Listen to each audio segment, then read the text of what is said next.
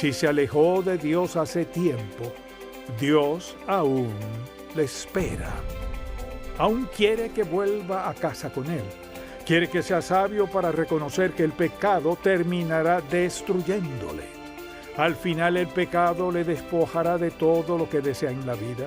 Sea tarde o temprano, Dios le espera con paciencia.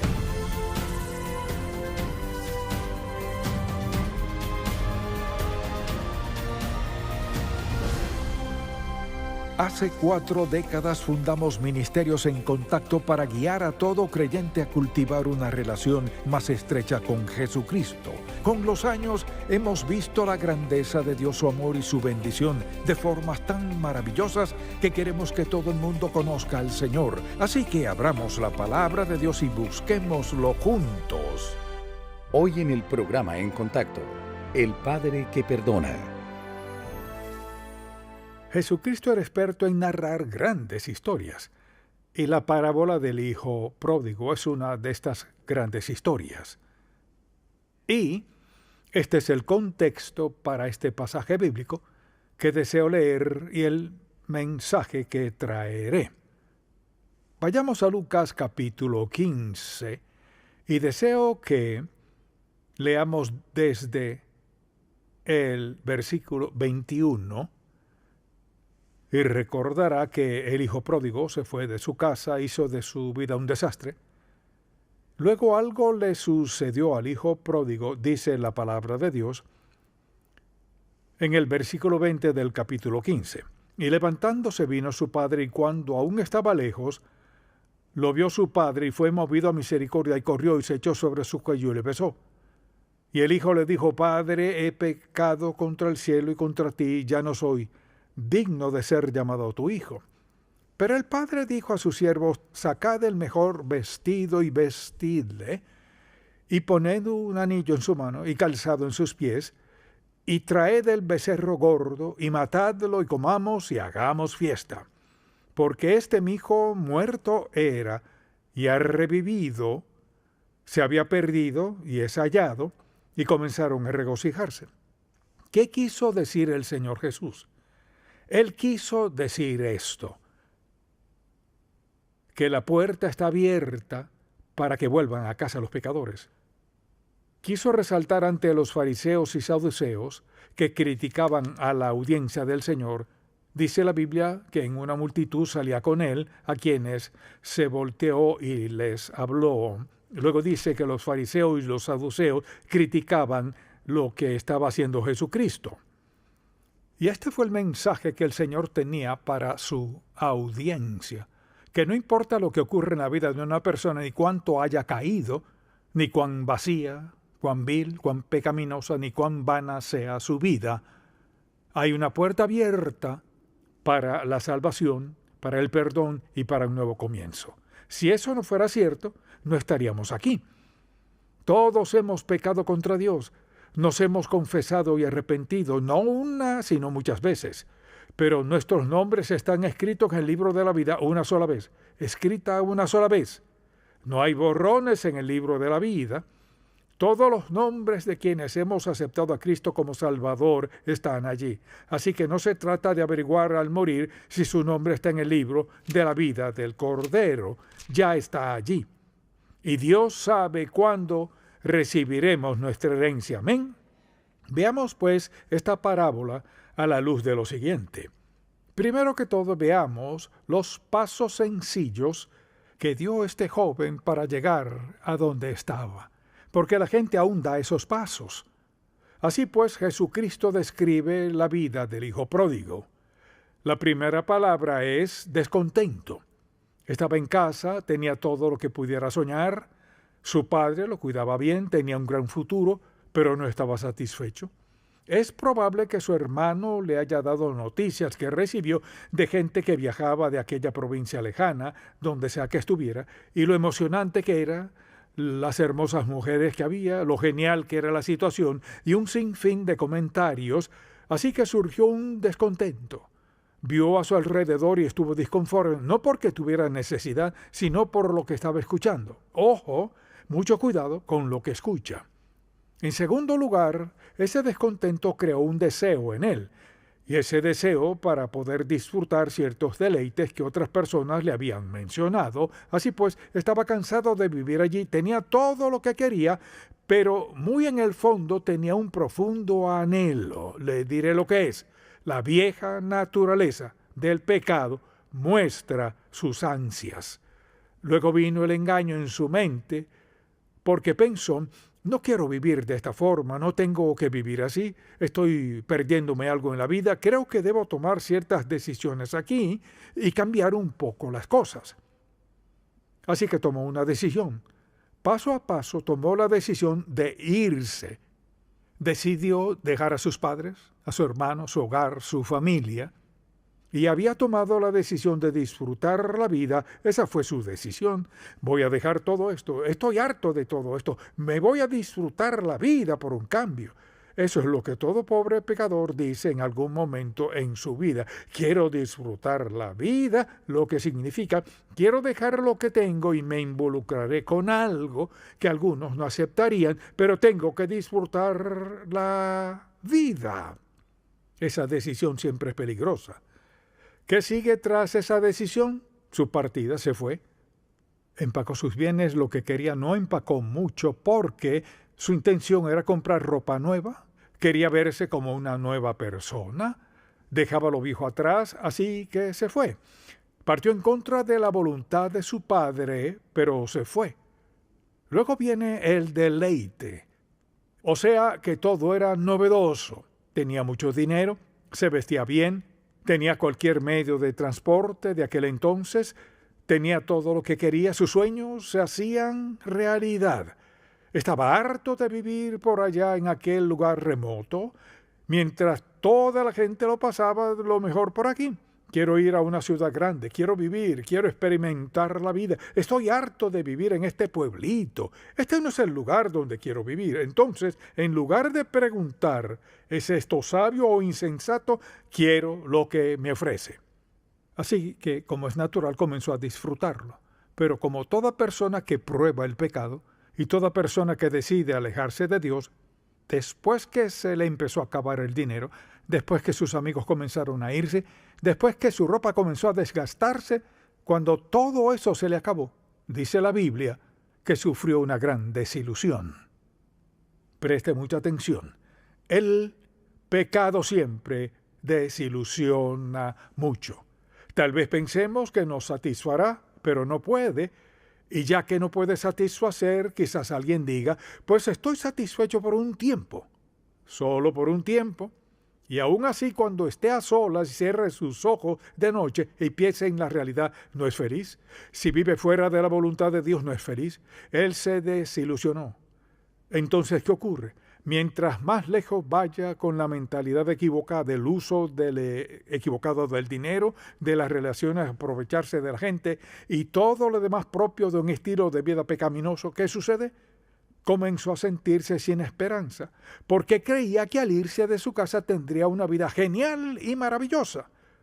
Porque eso es lo que el diablo siempre dice. Si probaras esto, o si tuvieras a fulano o a fulana, si pudieras manejar esto y vivir ahí y vestir esto, pues cambiaría tu vida. Mire, nunca cuestionaría el hecho de que el pecado tenga placer, pero debajo del placer está la pena, porque el pecado siempre es igual. La paga del pecado es muerte. Eso no significa que siempre sea muerte física. La paga del pecado es muerte. Muerte a la felicidad, muerte a la paz, muerte a la seguridad. El pecado siempre tiene un capítulo final. Y ese capítulo final es muerte física y separación eterna de Dios. No es cuestión de cometer este o aquel pecado. Se trata de rechazar a Cristo como el Salvador y Señor de su vida. Ese es el pecado que aleja a una persona de Dios y del cielo, para estar separado de Dios por la eternidad, por haber rechazado adrede a Jesucristo como su Salvador personal. Entonces, de esa manera se encontró joven, hasta que por fin tuvo que desistir. Estaba en total desesperanza, o sea, terminó en una posilga. Y la verdad es que la gente hoy vive la misma historia. Alguien comienza con todo y pareciera que todo será maravilloso, que le irá bien. ¿Y qué sucede? No sabe con precisión cuándo ni cómo sucederá, pero le aseguro, un día de estos se tropezará, un día de estos descubrirá que las cosas no son como le dijeron que serían, y verá a su alrededor los errores que ha cometido. Pareciera que se ha salido con la suya, porque el alma que pecara esa morirá. La paga del pecado es muerte. Sabed que vuestro pecado os alcanzará. No queda impune. Así se encontró el joven, lo perdió todo. ¿Cómo pensó en su padre en la casa y cómo pensaba en ellos ahora? Lo perdió todo. Y trataba de alimentar cerdos para sobrevivir. Luego, por la gracia de Dios, recapacita y comienza a pensar en lo que tenía. Iba rumbo a casa. La verdadera historia de esta parábola es la actitud del padre hacia el hijo. Lo que ocurre aquí es que el padre representa a Dios y la diferencia es lo que sucede. Esto le pasa al padre. Sabemos lo que le sucede al hijo. Lo arruinó todo, está perdido, muy decepcionado, desilusionado y desesperado. Pero ¿qué del padre? Veamos los pasos del padre por lo que ha pasado mientras su hijo ha estado viviendo en pecado y desobediencia total a Dios. Recordemos que en primer lugar había un corazón herido. Cuando le dijo a su padre lo que estaba a punto de hacer, le rompió el corazón. Hay que ser padre para saber eso. Quiero la parte que me corresponde de la herencia. Quiero vivir un poco. Gracias, Padre, por ser bueno conmigo, pero tengo que vivir un poco. Estoy harto de estar aquí y de que me digan qué hacer y de tener límites en mi vida. Y escucho estas historias de quienes van y vienen por el camino y me dicen dónde han estado y qué han hecho. Entonces, hirió el corazón de su padre.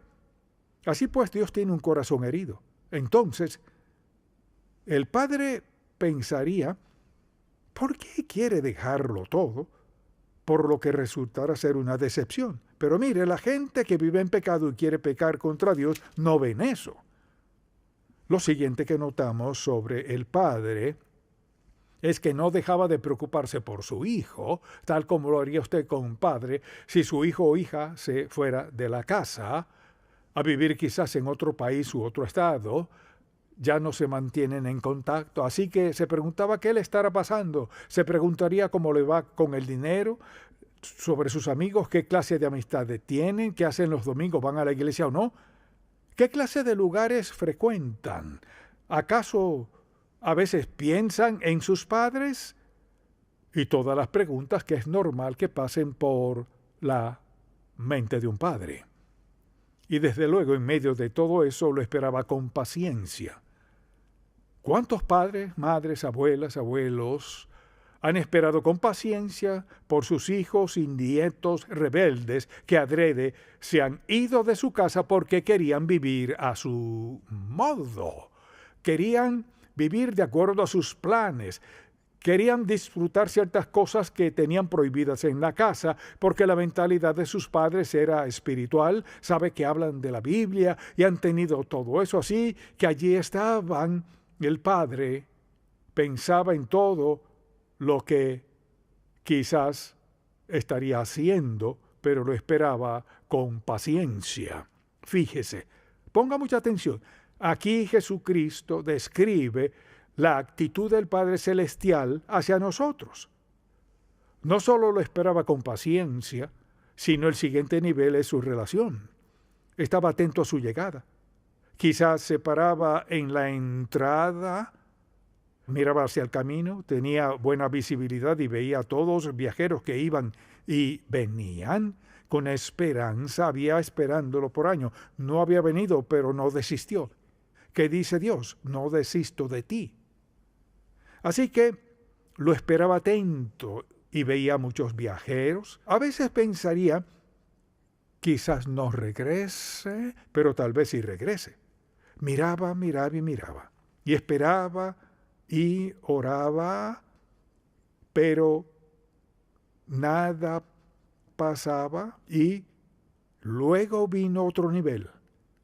Quería que regresara pronto. No veía la hora en que volviera. Quería que su hijo volviera sin importar en qué condición estuviera, ni lo que hubiera hecho, ni lo que hubiera sucedido. Quería que volviera.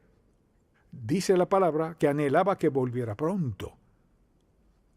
Seguro el hermano diría algo al respecto, pero el padre quería que volviera. Mucha atención. No sé quién es usted, ni dónde vive, ni lo que pasa en su vida. Si se alejó de Dios hace tiempo, Dios aún le espera. Aún quiere que vuelva a casa con Él. Quiere que sea sabio para reconocer que el pecado terminará destruyéndole. Al final el pecado le despojará de todo lo que desea en la vida. Sea tarde o temprano, Dios le espera con paciencia, como el Padre representado aquí. Y quería que su hijo volviera pese a todo. Luego, la última etapa es la que anticipaba, le dio la bienvenida a casa. Si se puede imaginar cómo habrá sido mirar ese camino, todo ese tiempo en vano, miraba y esperaba. Luego un día miraba, allí parado, miraba y esperaba, y algo en esa persona que subía por el camino se le hizo algo familiar, no mucho, la manera en que caminaba. Lo miró y claro, no parecía el joven que salió tan bien vestido, siguió mirándolo hasta que por fin se dio cuenta, sí, es él, y salió corriendo a su encuentro. No se detuvo a decir, bueno, mira, en el estado en que estás, ni nada más, solo salió corriendo y cuando lo alcanzó, ¿qué hizo? No lo confrontó y dijo, pareces un vagabundo. ¿Qué te pasó? Piensa en cómo lo malgastaste, has perdido años. ¿Qué hizo? Cuando lo vio, lo agarró y lo abrazó. Y el tiempo del verbo que usa la Biblia en griego quiere decir lo besó, lo besó, lo besó, lo abrazó y lo abrazó y lo abrazó. Luego dijo, haremos fiesta. El hijo trató de confesar su pecado y el desastre que había hecho de su vida. El padre no escuchaba nada de eso. Celebrarían esa noche pese a lo que fuera. Ahora, ¿qué decía Dios?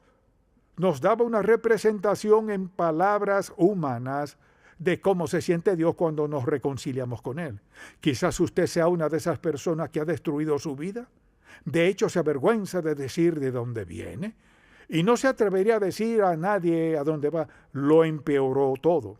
Quisiera decirle que el mismo Padre que esperó a su Hijo es el mismo amoroso Jehová, Yahvé, Elohim, Dios de los cielos, que le espera a usted y que le perdonará tal como este Padre perdonó a su Hijo. Se trata del Padre Celestial quien nos ama y nos perdona. La Biblia dice, la paga del pecado es muerte, pero no tenemos que morir en pecado. El alma que pecare esa morirá, sí, pero no tiene que morir así. El mundo está lleno de gente que vive en pecado por haber decidido desobedecer a Dios. Quizás algunos aquí sentados o muchos que nos ven o escuchan han hecho eso mismo. Vienen de un hogar donde sus padres leían la Biblia, iban a la iglesia y usted decidió dejar eso atrás, que está pasado de moda y ya no lo hace hoy. ¿Y ahora dónde está? En el fondo de su corazón sabe que está lejos de Dios. Lo que creía que le haría feliz no le ha hecho feliz. Así que ha probado esto, aquello y lo otro. Y con todos esos intentos, ¿no se ha dado cuenta de lo que se ha ocasionado? Vea lo que le ha hecho a su carácter, a su autoestima. No obstante, Dios le perdonará. Le quitará todo su pecado y lo perdonará todo. Cambiará su vida, le restaurará. Hará por usted lo que no puede hacer usted mismo. Y este padre estaba muy agradecido de volver a tener a su hijo. No tuvo que escuchar un montón de confesiones, solo quiso celebrar. Lo que dice es esto, el corazón de Dios es tan tierno que se regocija cuando un pecador vuelve a casa. ¿Y qué sucede?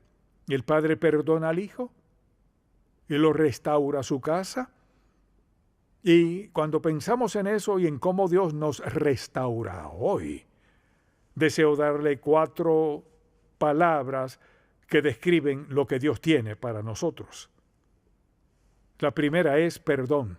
Es indiferente lo que haya hecho. Mucha atención. Quizás haya dicho, pero he sido tan cruel, despreciable, impío, irrespetuoso, he experimentado con las drogas, he sido prostituta. Y sigue con la lista. Permítame decirle, no hay nada que Dios no perdone. Eso no significa que no haya una pena por el pecado, pero mire, el perdón de Dios, si confesamos nuestros pecados, o sea, si nos ponemos de acuerdo con Dios en que hemos vivido en pecado y lo hemos desobedecido, si confesamos nuestros pecados, Él es fiel y justo, siempre de confiar, fiel y justo para perdonar nuestros pecados y limpiarnos de toda maldad. Esa es la promesa de Dios. Ese es el primer paso. Segundo, aceptación. Dios no solo nos perdona de nuestro pecado, nos acepta así como somos. Nos acepta como sus hijos. Mire, no hay que tener todo resuelto para ganar la aceptación de Dios. Vamos a Dios como pecadores a pedirle perdón y su aceptación se basa en lo que hizo Cristo en la cruz. Al Cristo morir en la cruz, pagó nuestra deuda de pecado, no importa qué hayamos hecho ni por cuánto tiempo. El perdón de pecados, su aceptación y restauración. O sea, Dios nos restaura. ¿Qué restaura? Restaura nuestro sentido de valía, restaura nuestro sentido de dignidad, restaura nuestra actitud hacia otros, restaura todo en nosotros. Restauración. No basta con perdonarnos de nuestros pecados, sino que debe corregir otros aspectos de nuestra vida que se pervirtieron por el pecado y la mentalidad equivocada. Luego, seguido de eso, viene el gozo. Cuando alguien viene a Cristo, todas estas palabras sencillas describen lo que sucede en su vida: perdón, aceptación, restauración y gozo. En la parábola, una gran fiesta, una gran celebración. Es una historia sencilla pero genial, porque el mensaje de Dios es que no importa cuán vil y pecaminosos hayamos sido, Él está dispuesto a perdonarnos, no porque lo merezcamos, ni por haber hecho esto ni lo otro, sino porque Cristo fue a la cruz, tomó la deuda del pecado del mundo, y todo el que venga a Él a pedirle perdón y rinda su vida a Él, será perdonado, su nombre escrito en el libro de la vida del Cordero, y será para siempre hijo de Dios. No significa que no vuelva a pecar. Quizás diga, sé que volveré a pecar. ¿Luego qué? No significa que nunca vuelva a pecar, sino esto: tiene una relación con Dios que no está dividida. Tiene una relación con Dios que es así.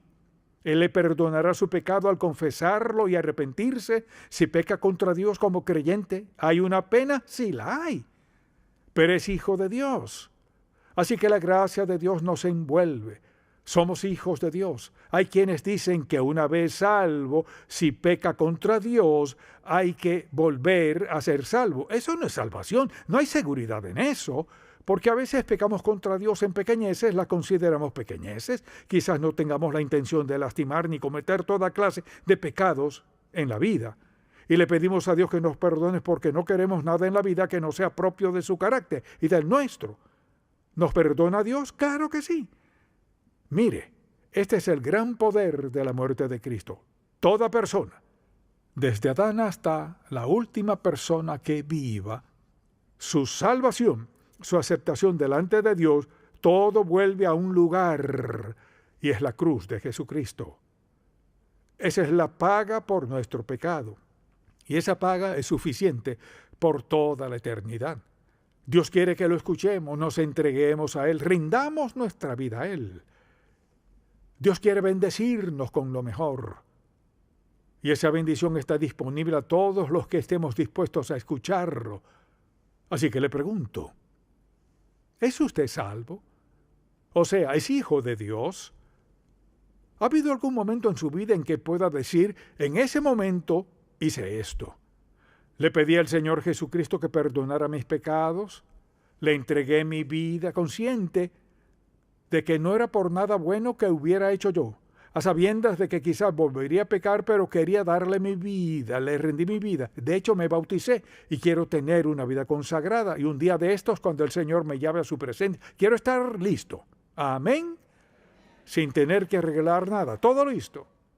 Hay una sola forma de estar listo. Y es con una relación personal con Cristo mediante la cual haya confesado sus pecados. Así que haré una breve oración. Si aún no ha aceptado a Cristo como su Salvador, debe hacerlo ahora mismo, Porque mire, no tiene seguridad del mañana. Puede que viva mañana y puede que no. Puede vivir por la eternidad con Jesucristo si está dispuesto a pedirle que le salve. Y si hace esta oración con franqueza y sinceridad, con todo su corazón, Dios cambiará su destino eterno en un instante. Así que oremos ahora mismo. Padre, gracias por esta sencilla historia, una gran historia de tu perdón, tu gracia, tu amor y misericordia. Señor, te pido que cada persona hoy aquí, que aún no es salva, haga esta oración de todo corazón. Padre Celestial, soy pecador, he pecado contra ti, violé los 10 mandamientos, actué a mi manera. Te pido que perdones mi pecado y me des ese nuevo comienzo. Creo que me aceptarás, no por lo bueno que sea, sino por lo que dijiste. La sangre derramada de Cristo en el Calvario, Él pagó toda mi deuda de pecado. Te pido, Padre, que todo el que haya hecho esta sencilla oración acepte tu perdón ahora mismo y te alabe por eso. Te doy las gracias en el nombre de Jesús. Amén. Si este programa ha sido de bendición para usted, por favor, visite encontacto.org. En Contacto, estimulamos a todo creyente a cultivar una relación más estrecha con el Señor Jesucristo y apoyamos la labor de la iglesia local. Este programa es patrocinado por Ministerios en Contacto. La difusión de estos programas se hace posible por la gracia de Dios y por las oraciones y donativos de personas como usted.